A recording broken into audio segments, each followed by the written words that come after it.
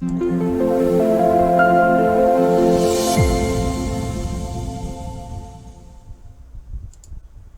everybody. This is Justin Case of America Newscape, rejoining our friend, entertainer, actor, and media personality Chelsee Hicks, back for another installment of American Awesome. She's brought friends with her, Joshua Rhoads and Brian Hicks of Blue Dream. Hello.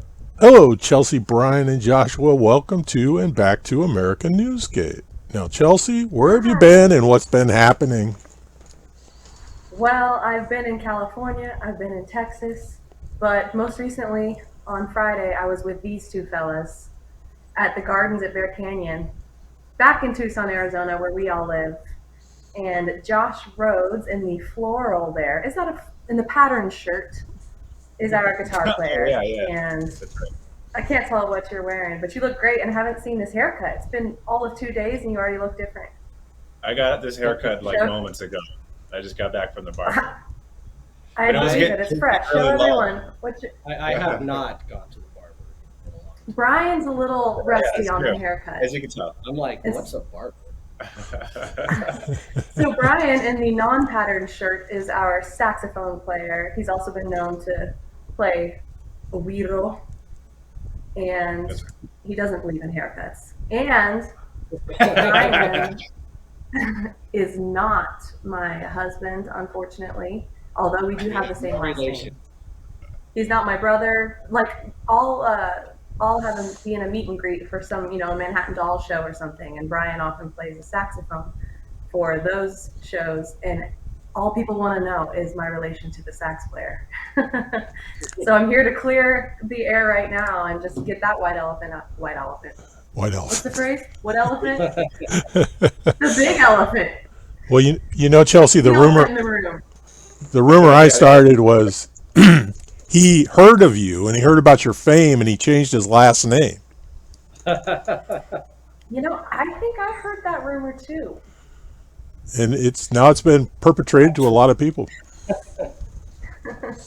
Well, I always ask, or I like to tease Brian usually at our shows, and I say that I'm just waiting for him to ask the question.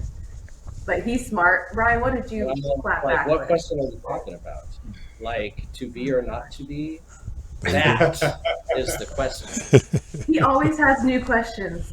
He likes to plug in his new questions. Once it was, does anybody really know what time it is? Or he did say that we're going to hyphenate. What is hip? So we'd be Hicks-Hicks. All right. I like that comment. Let me ask Joshua a question. Joshua, how big is your, I'll call it a songbook, not knowing any better, but how many songs in your repertoire? Oof. In our Blue Dream repertoire, I think it's like in the 30s or something like that, 40s. But across all the different genres I play, it's got to be like in the 200s, something like that. But we have like a little book that we go through as Blue Dream, and songs that we can play on stage. I think it's like 30 something, or maybe a little bit more, and songs in there that we are still working on also. Well, that's cool. So, and you can play genres. If I have you come to my entertain at my daughter's wedding, you guys can handle all that, can't you? Oh yeah, absolutely. We do different styles. We do different genres, different time periods. I myself play a solo classical and Spanish guitar, so that's a whole nother book in styles of music that I do on my own. And Brian, probably Chelsee and Brian, I bet do more in the style of jazz than anything I know, because Brian studied jazz, and I just kind of am learning it as I go along. I studied classical music growing up, and that's my background. So jazz has been something I've been doing the past several years, but I feel, like I'm still learning. Like it's just all still new to me. Me too. Josh, didn't you play the violin? But Chelsee plays so many more shows every week than we do. So I know Chelsee knows more songs than I do, for sure. For sure. So I like the way you just dodged that violin question. Oh, what about? Oh, yes, I did play violin. That's how I started. That's when you start. Yeah, okay. I wanted to see if I got my Joshua Rhoads facts straight. 9 years old, started violin, played in orchestras, did all state, did Phoenix Symphony Guild, did intro to classical guitar in my junior year in high school. So I just kind of started learning it, and then shortly after that, I got a scholarship to study classical guitar abroad, and that's a whole nother long story. But then I've never put it down. In fact, I just kind of dropped. I don't even own a violin anymore. I can still play it if somebody gave me one. Oh, wow. So Now I'm gonna like figure out a way to get you a You'll have to get violin. the violin. Yeah, if I had a violin, I would probably play it for sure. But I just don't own one anymore. okay, where do you go to study classical guitar? I would assume Spain, maybe internationally. Oh, that would have been nice. No, I have to be honest. Where I did go was probably just as good. I studied on the island of Cyprus. It's a Mediterranean island. Um, it's split between the Turks and the Greeks. I was on the north side, which is the Turkish side, so I ended up learning Turkish out there. I spoke it fluently, Wow. and I went to the Eastern Mediterranean University, which was just a collective of so many different students from all over the world. And that was fun, you know. And their mascot was a camel, or do you remember? Their mascot was what was their mascot? He doesn't remember. I don't remember. I don't think it was a camel. So it may have been though, right? It could have been a camel. I think it could have been. You have to but, look it up. Never say yeah.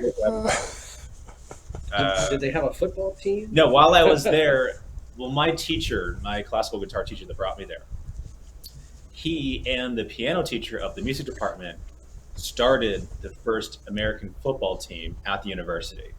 And so that was pretty cool. I'm a musician, so I wasn't part of that. I didn't kind of break my fingers or anything like Right. that. I had a whole other thing going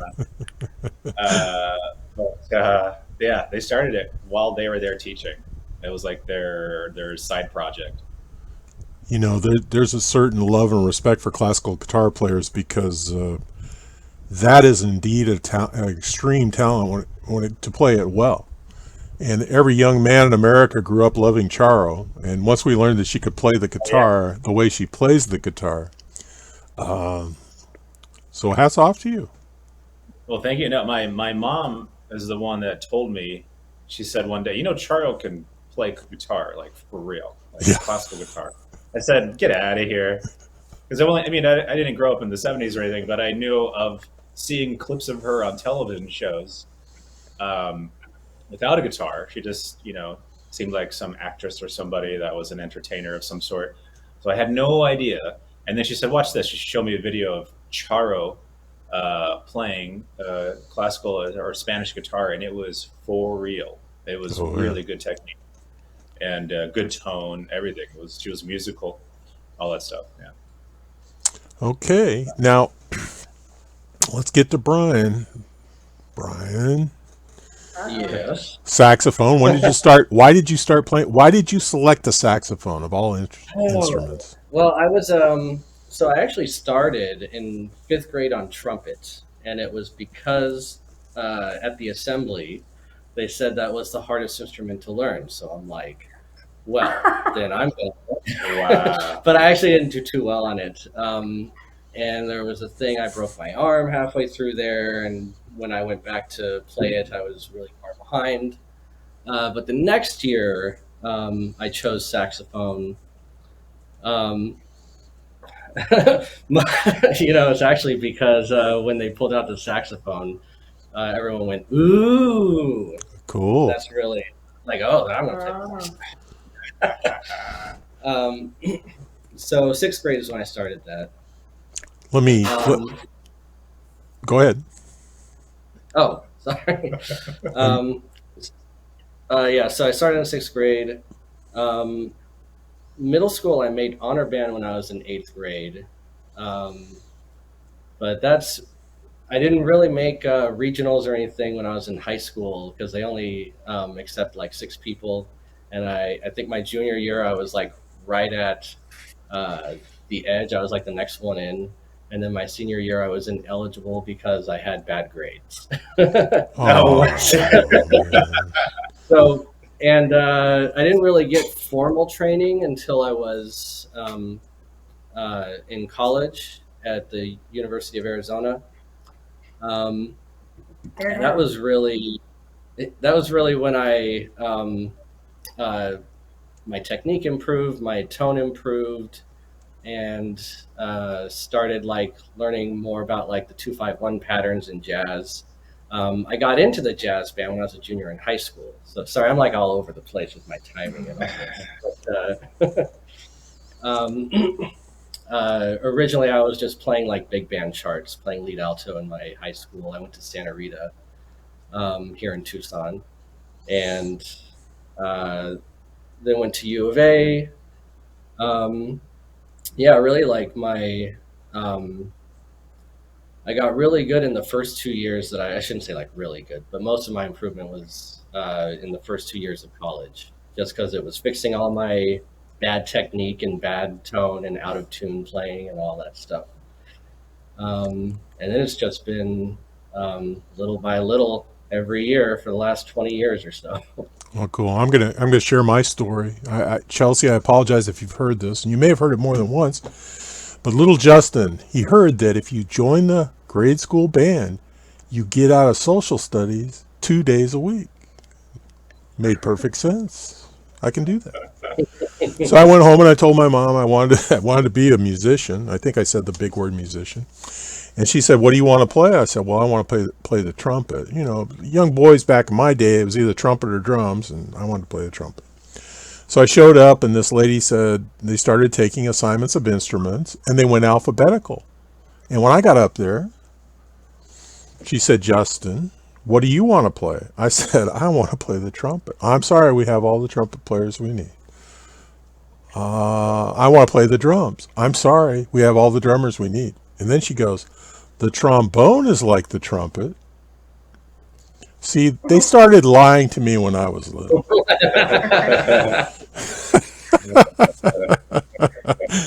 But it took me through college with scholarships, and I just never walked away from it. You know, it was something I did and I enjoyed, and it was a good time. So I always enjoy those stories of how you found yourself playing something. Very impressed that somebody played the violin at that age. And the saxophone was not an easy instrument to play. You started in sixth And grade. you play more Yeah, than yeah. you play more than the I disagree. saxophone. Well, what most people don't know is that in grade school band, it's oompa oompa for quite a while. Justin, So I thought your Next one, you response gotta to put that. a pause. I thought you were Go going ahead, to Chelsea. say. Usually, the guys I know who, if they were in choir, that was because they heard that that's where all the girls were. Because there's usually 2 boys in the choir, and then it's a bunch of ladies. So I thought that was where your story was going to go, but turns out you just don't want to. You just didn't want to be in social studies, huh? didn't want to be in social studies. And then they kept saying, "You need to do this, you need to do this, you need to do this." Okay. It was easier to just do it than say no. So, all right, guys, back to you. Blue Dream, I'm excited about this group. I'm excited about the venues that you're playing, the type of music you're playing, and the fact that you have one of my favorite lead singers, certainly in Arizona, Chelsee Hicks. So, talk to us about it. Well, it's a pleasure. Oh, excuse me. Sorry. You go. You were about I to was say just gonna something say- really nice. Profound. I was gonna say it's a pleasure working with Chelsea for many reasons, but I think my favorite reason is that when I play with her, I feel transported to another era. I'm a big fan of female vocalists from the 20s through the 40s, well, actually, 20s through the 60s, really. But she's a mixture of Anita O'Day, Peggy Lee, Ella Fitzgerald, Julie London. I'm sure there's a few singers I'm missing, but she's just a really cool mix of all those. When she sings, that's like her voice, but she has the skill to do impressions of very different singers. Like she can do an impression of even Britney Spears. She's done that for us. She's sung like Britney Spears. But if she wants to sound like a certain singer, she can absolutely sound exactly like them. I don't think this is a skill that she even realizes she has yet at her disposal. Chelsea, do you know that you can be an impersonator, like of different singers from that era? Like if you wanted to, that could be a job of yours. We never talked about this, but I know that is my job. Well, the Maryland, you can do Maryland. But like, I mean, you could do more than just Maryland, I think. Yeah, I've never really latched onto a specific vocalist or artist for something like like impersonations, but I have found, you know, like the 30s and 40s have a certain sound to me that just like I can clump together and sing it that way, which mostly is my voice, and that's why I love Blue Dream so much, and why I love Manhattan Dolls, because both of those are an older era that just brings my soul to life. But I've had to use my little Mockingbird skills for things like, I'm in an 80s band and I'm in a country band, and the country actually comes surprisingly naturally. I think that's from growing up in Kansas. But the other sounds that are unfamiliar to me, I've had to kind of, you listen to the original record so much. And actually, the Back to Bacharach is a show I'm in with Brian Hicks over there, and I don't sound like Dionne Warwick no matter what I do. So I've actually found that it's really hard for me. It's hard to be in a position where I can't imitate it no matter what I do, because then I'm like, well, then what voice is mine? What do I use?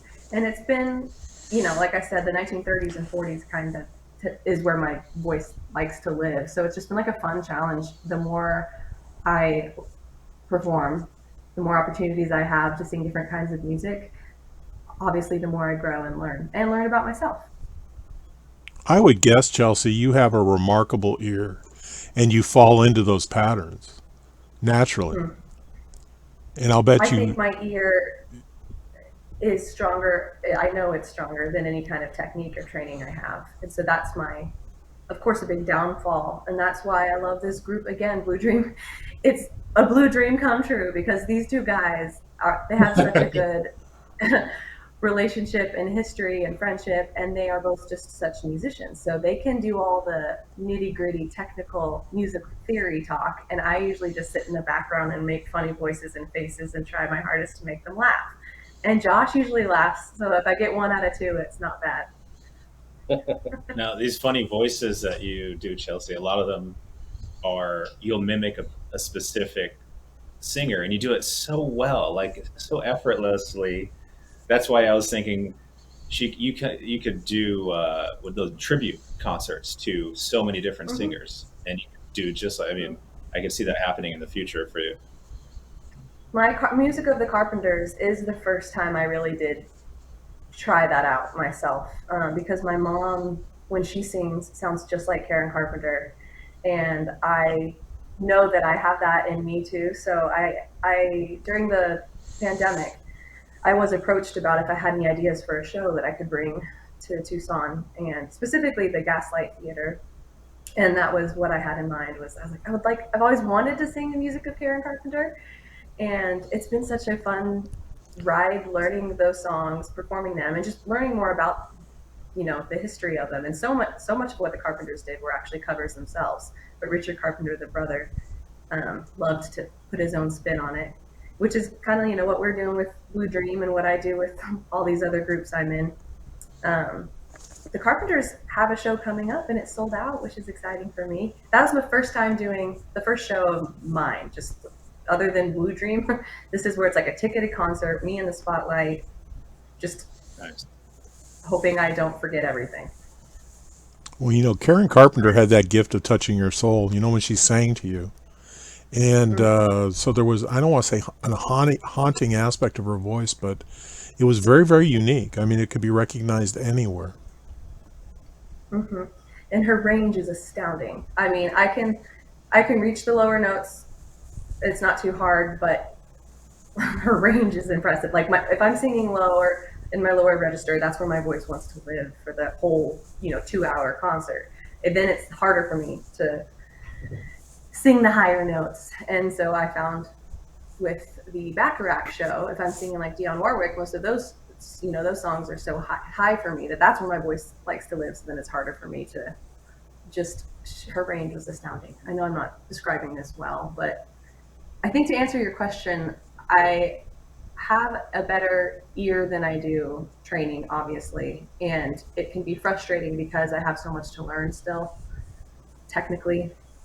And so at this point, I just have what I have, and that's it. Josh is good at translating for me.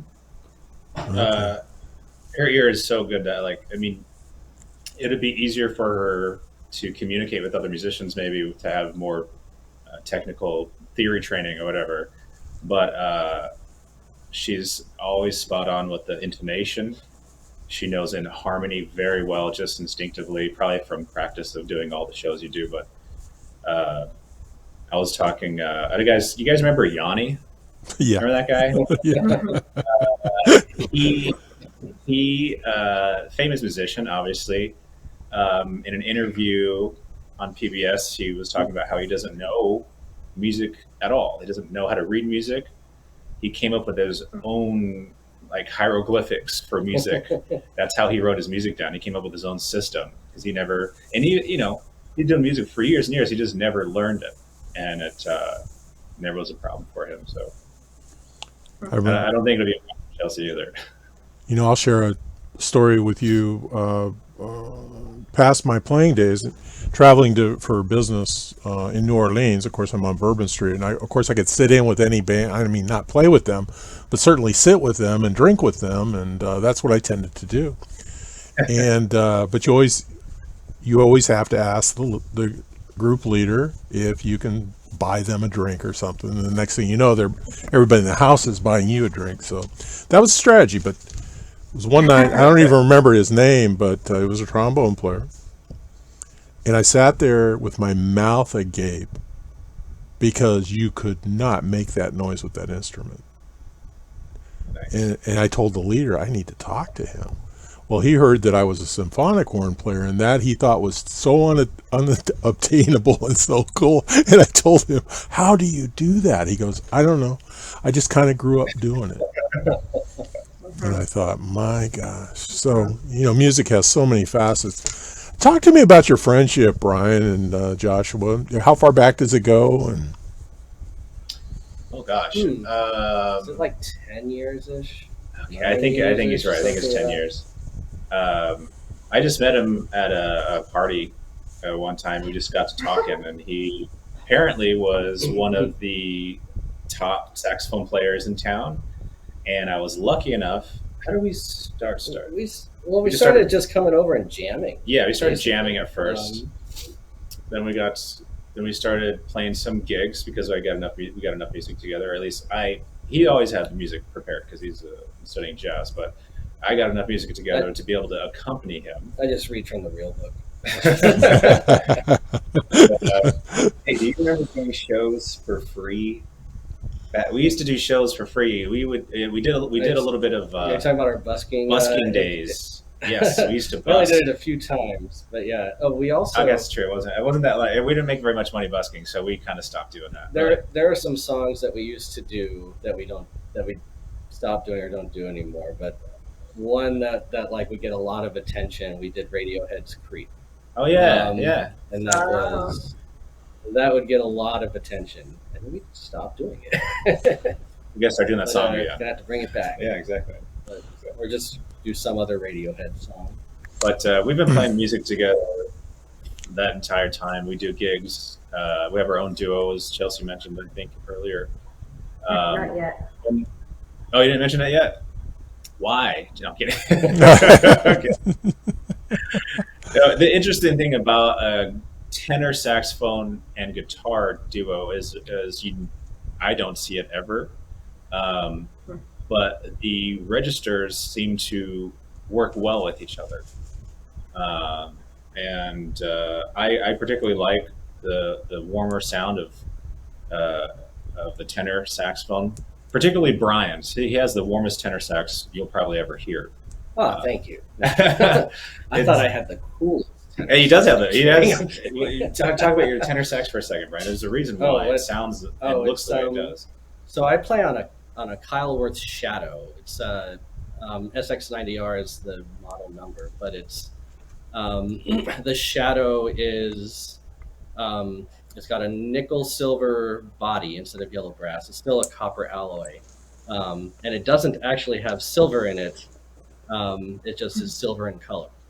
But and then it's black nickel plated, so that gives it a darker tone. And the SX90Rs have a larger bore than a typical saxophone, so that also gives it this deep sound.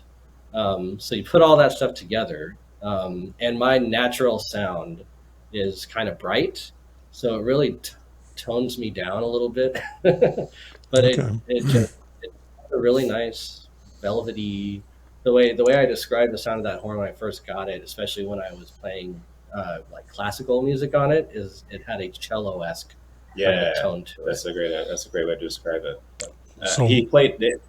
Sorry, go ahead. No. So Mel Torme would have sought you out. Yeah, the velvet voice. He one time he had to borrow a saxophone. A Mark VI. A Mark VI, which is I thought of as one of the best saxophones. Considered the best saxophone ever made.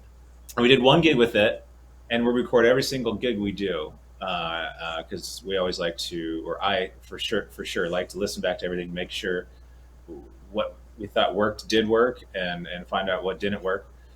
So I listened back to it, and then I said, "Hey, don't play that saxophone ever again. It's supposed to be the best in the world, but it just there's something about it brought out my brightness to it, and I think it has more to do with just like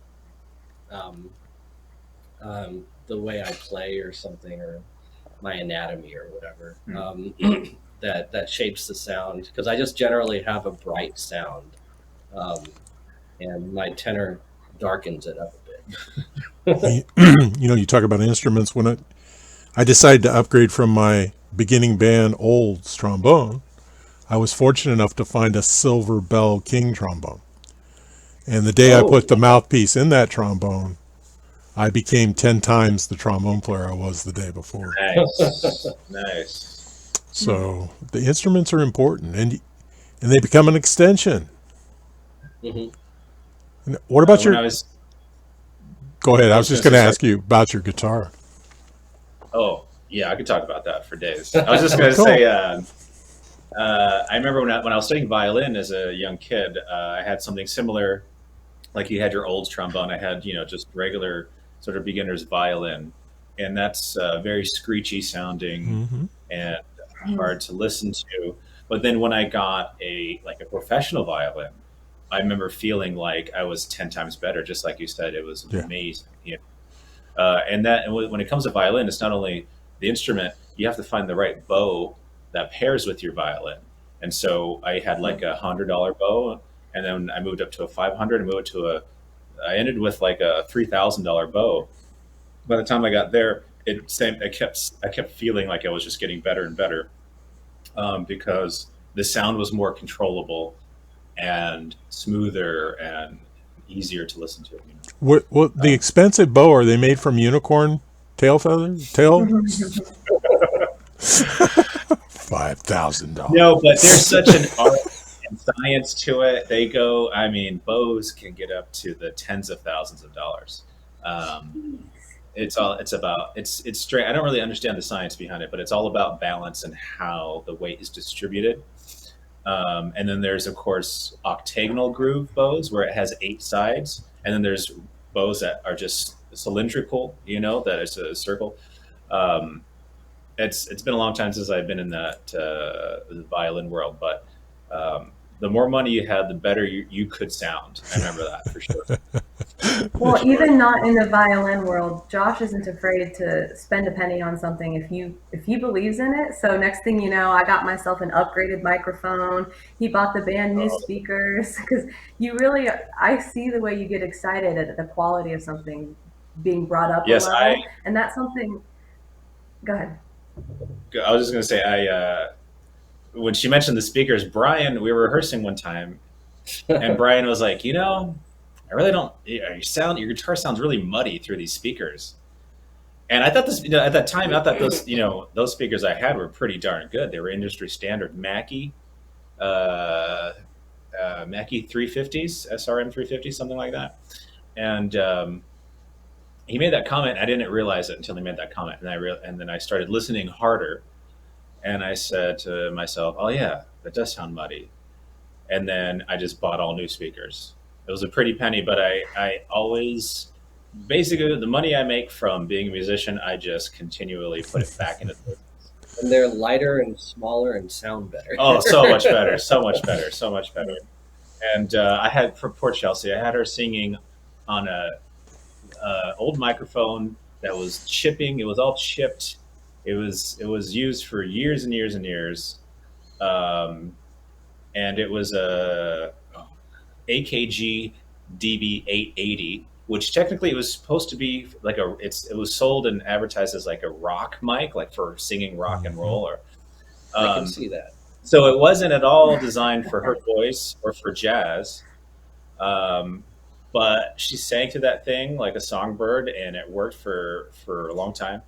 And then one day I forget how I decided to. Do you remember how I decided to get that mic, Chelsea? Was it just a big surprise, or? I feel like I had nothing to do with the decision, and you had suddenly given me a diva microphone.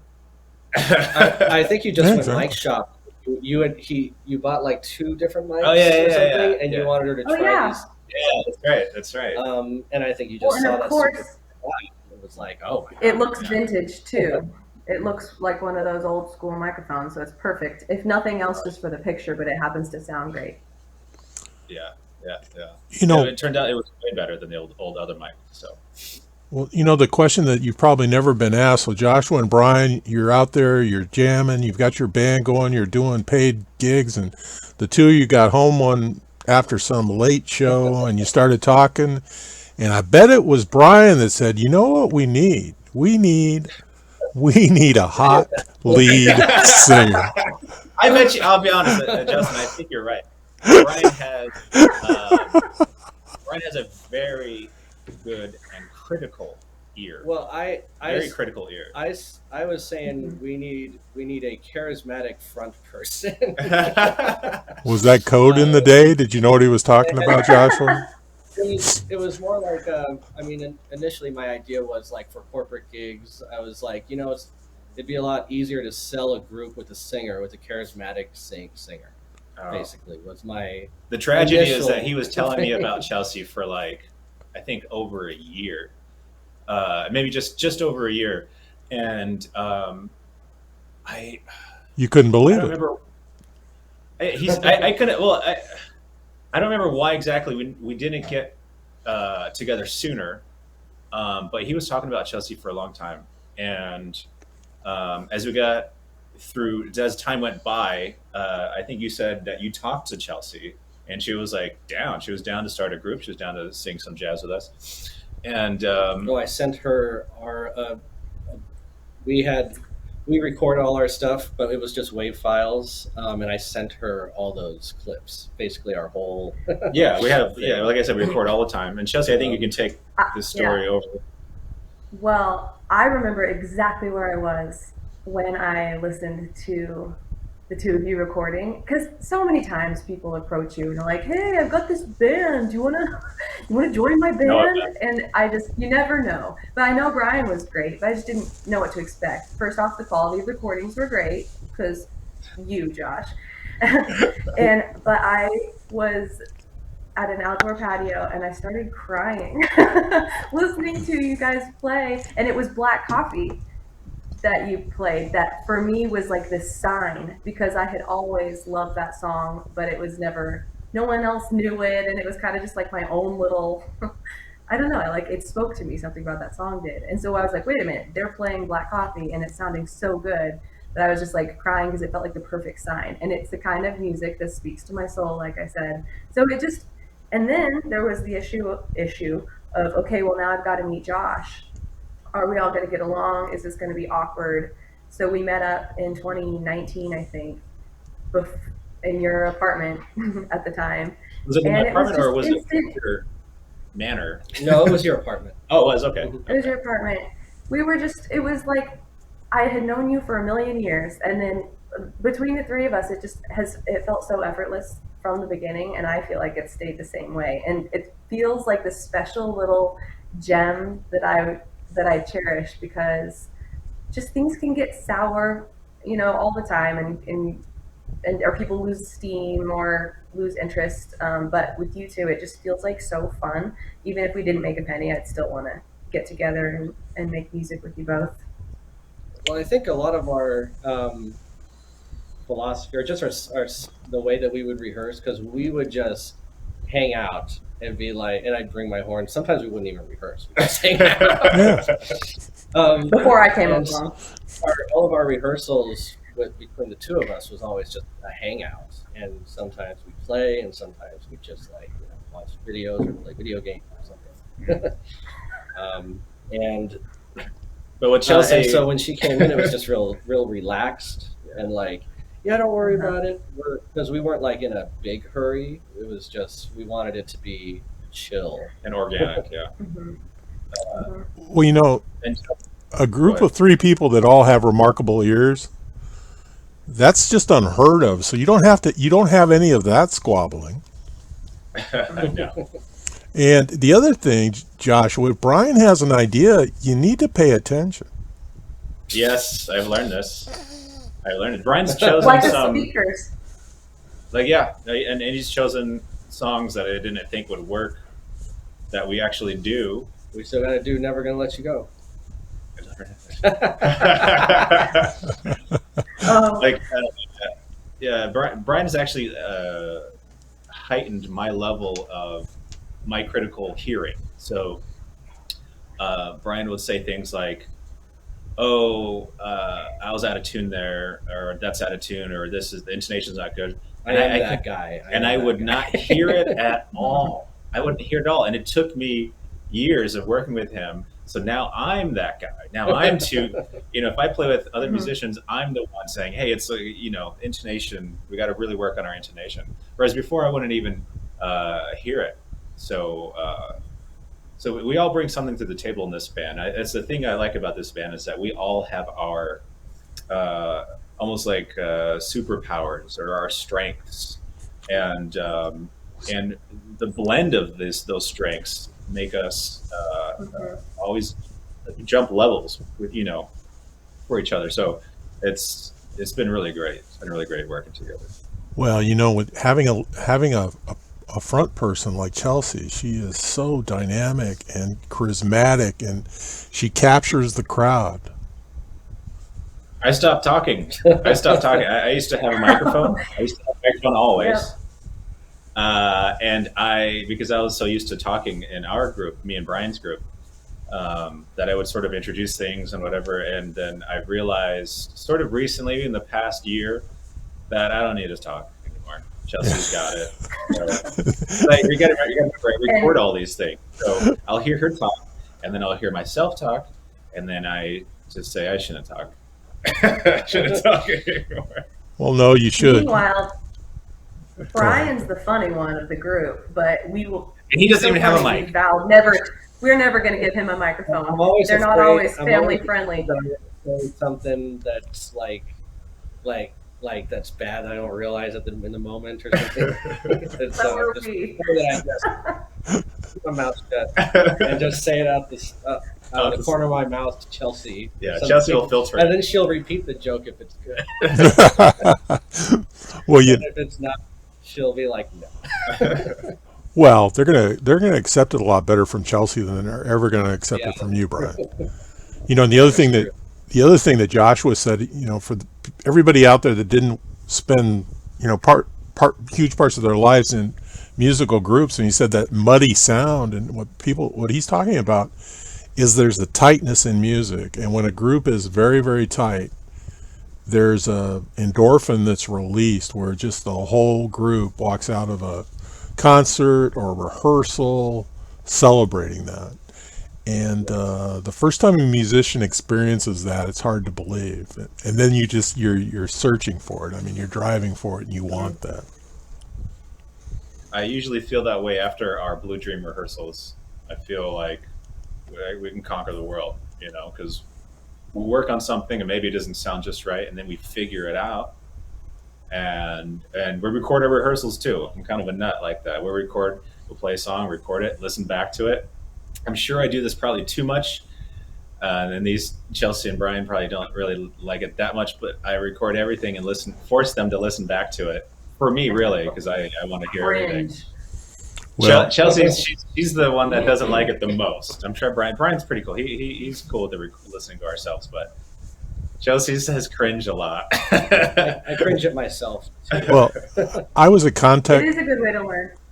I was a contest speaker, public speaker in high school. And I'm not going to date myself, but Chelsea, if you and I had gone to high school and we were going on a date on a Friday to our destination, what you would have had to endure is listening to my speech on my 8-track. Wait, you would make your dates listen to that? Oh, anybody that would listen to it. Anybody that would listen to it. And I would just hone and perfect. And but see, Joshua, I had a lot of charm, so I could get away with that. Past tense had a lot of charm. Well. He's still charming. Well, there you go. So, Chelsea, I just have to feel that Brian must be extremely proud of you, and I can't think of a better lead singer for any size group. It almost makes me want to find a trombone and put the band back together, like the Blues Brothers. Nice. You're on a mission from God, huh? You're on a mission. Exactly. At the same time. Are you sure we're not related? Yeah, exactly. And the other thing like to pick on Josh sometimes. It's a Hicks thing. You wouldn't get it. Well, yeah. Does Brian explain it to you later, Joshua? Yeah, they've got a last name connection. But see, that's the way I would have been. I would have been recording everything, and I would have been listening and just absorbing it. And you guys are you're inspiring. You're actually very inspiring. Even Brian, you're inspiring, Brian. Even me? Even you with your black lacquered saxophone, big bell saxophone. Black nickel plated. Oh, sorry.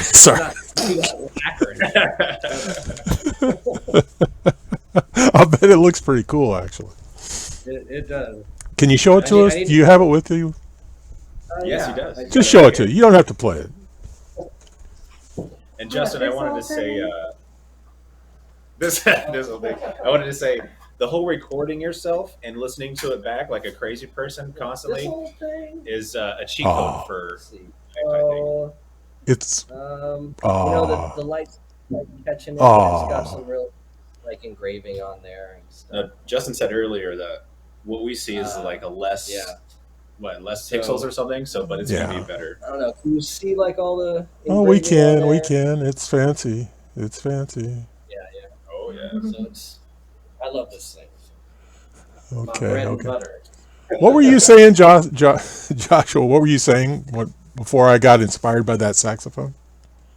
Oh, I was saying that when you were talking about how you would make your dates listen to your recordings of your speeches, I was saying it may sound like something crazy to do, because I did something similar.